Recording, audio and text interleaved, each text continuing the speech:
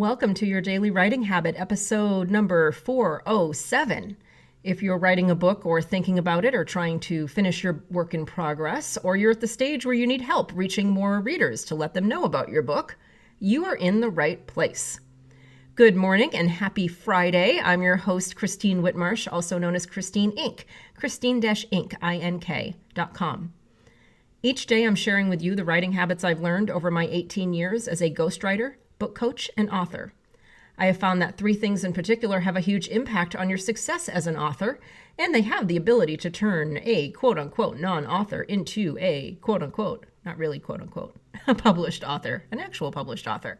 Those three things are writing fundamentals, productivity, and mindset habits.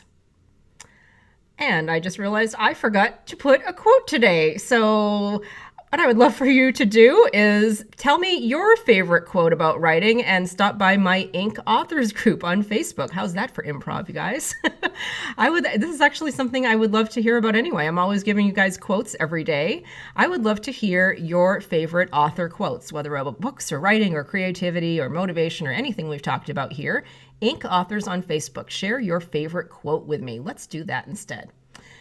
Well, it is FAQs Friday, where I answer your frequently asked questions, whatever book-related questions are on your mind, writing fundamentals, productivity, mindset, marketing. You ask it, any of those things and more. You ask it, I will do my best to answer it here every Friday.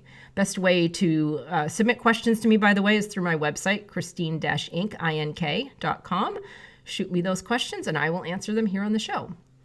And here's today's question. And this is actually something I get quite a bit. It's from fiction and nonfiction authors ask me this question. And it is, how do I write a scene in a more interesting way?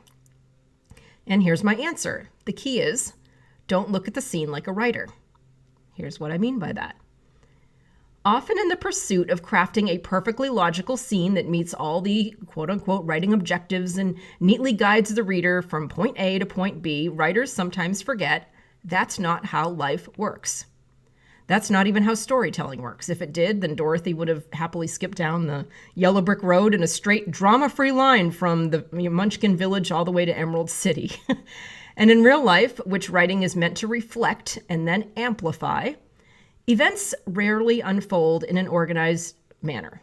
Life doesn't stop to describe scenery and people and clothing and explain every little thing that's happening. Life happens because of action. Action drives life.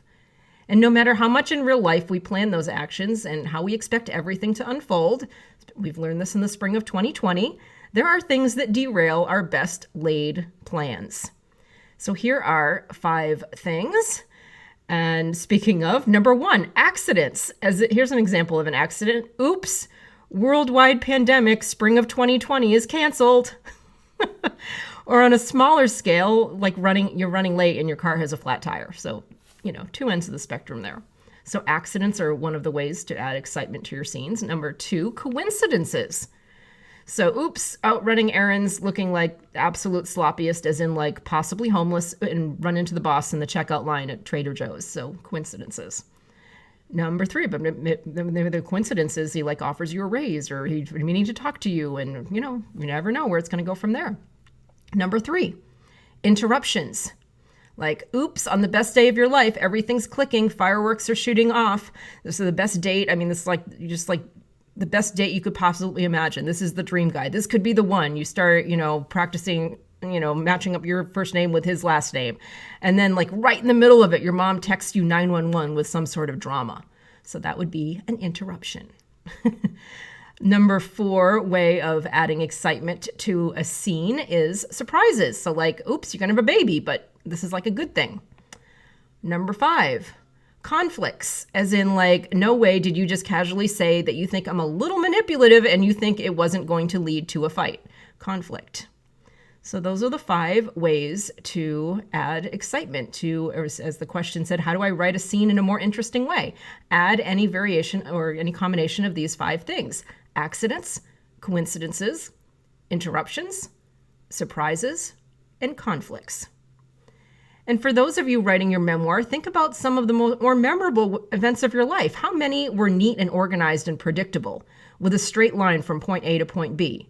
Or how many involved any number of the things that I just listed: accidents, coincidences, surprises, interruptions, and conflicts. I did that in a different order, but we got them all. So when writing your story, take some creative license to play up those 5 things. Embrace the messiness of life when structuring your scenes. And that way, writing a quote unquote boring scene is mathematically impossible. The possible routes down the yellow brick road are truly endless. And thank you for joining me here on Your Daily Writing Habit, where I am helping you write and finish writing an awesome book. And if you know someone else who wants to do the same, please let them know about the show. They could go to yourdailywritinghabit.com and tune in. Until tomorrow, happy writing.